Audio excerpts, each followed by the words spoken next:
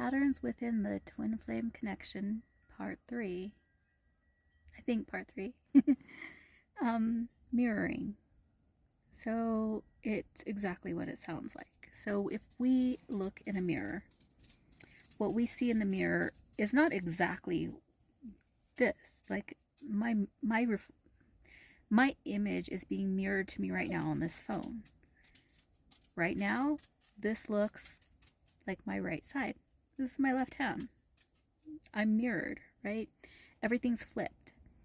So when we are mirroring another person, like these specific connections, because yeah, a lot of us are mirrors for everybody we come in contact with. I am walking redirection. I am a walking tower moment. I am brought into people's lives to either be an absolute blessing or to be their tower. It's fully up to them. And it's not anything to do with anything that I'm doing at all. It's their choice. But that's not what I'm talking about. These connections are something in and of themselves that are really different from that. And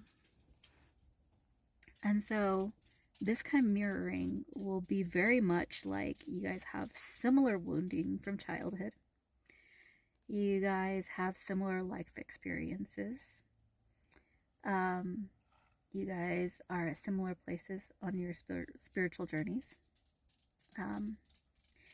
You may have similar interests, similar knowledge bases. There's going to be some real differences within all of those. The way my nervous system reacted and built defenses in those childhood woundings are going to be different from the other person's whose defenses developed in an opposite way. So, like for me, there's this thing in me where if I'm afraid of something, because I'm afraid of it, I have to confront it. Like there are times where I am doing something solely because I'm afraid of it. And you know that's not everybody's thing. But then we get into this idea of this push and pull dynamic, or what is commonly being referred to as a runner chaser dynamic. I don't really like that because that is the extreme. That is the extreme, a runner and a chaser. I can speak from my experience that it was more like, and this is what I've noticed in more cases than not, that one party begins to see the connection for what it is before the other. Even though they're both feeling things initially, even though they're both kind of like, oh yeah, like kind of really involved in it, right? Experiencing the same things and that same pull and that same draw and that same, like, I don't understand why I feel like this, right? But at some point, one person has a huge realization about the connection. And I was that person. And I definitely, I went into dysregulation, emotional dysregulation, really bad. Number one, because I was like, where did this come from? I wasn't looking for this. What the fuck is this? Like I was caught fully off guard by all of it, by the intensity more than anything. The intensity was shocking to me, shocking to my system. And because of the intensity, I'm like, oh, I'm just gonna be fucking out in the open with all of it, right? And I learned real quick that my methods of coping with uncomfortable things are definitely not everybody's methods. Um, and that is what I've heard in a lot of the stories from people about their mirror soul journeys, is this whole thing where it's like the other person is less enthused about it, because I think, here's what I really think happens. I think that those of us on this side of it, and I really don't want to use that divine masculine, divine feminine thing, we all have masculine and feminine within us, each one of us. We are not two halves of a whole. We're not.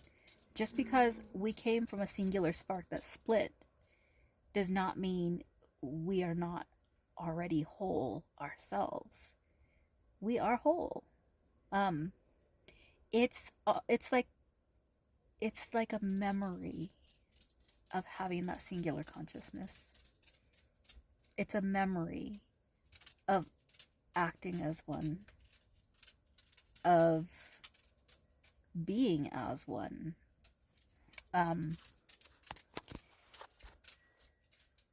If you look at twins nowadays, like if you literally look at like twin studies and stuff like that, like there's that similar dynamic in biological twins that happens, you know, especially with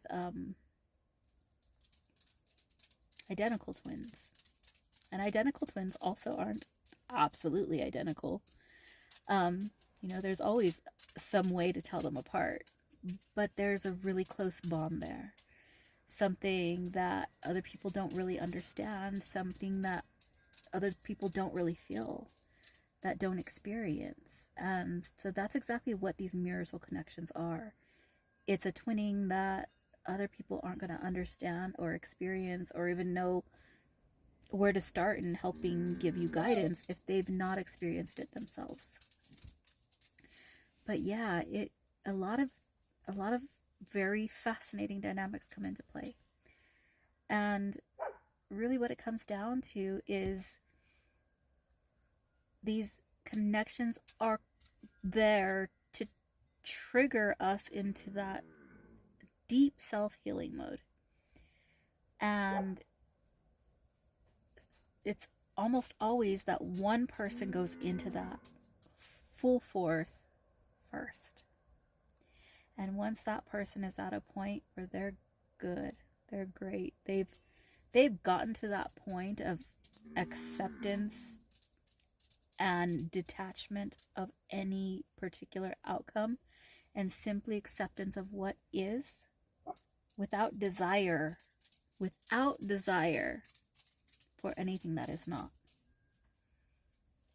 That's usually when the other person finally goes through their moment of healing and growth to get them to that point as well. Because the whole goal is for each person to be the truest version of themselves possible.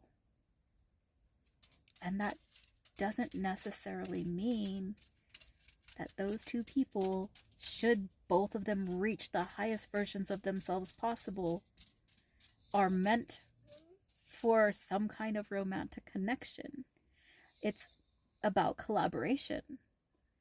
But that collaboration will happen whether or not that means in the physical, in the three-dimensional, or somewhere else, in some other space-time dimensionality. The whole goal is to become the most whole, true version of yourself, a self-actualized person, being, a self-actualized consciousness and spark. Because just because initially you guys came from a singular spark and split, you still became singular sparks in that split. So be yourself. Allow yourself to find yourself and love and accept yourself fully and completely. That's the key.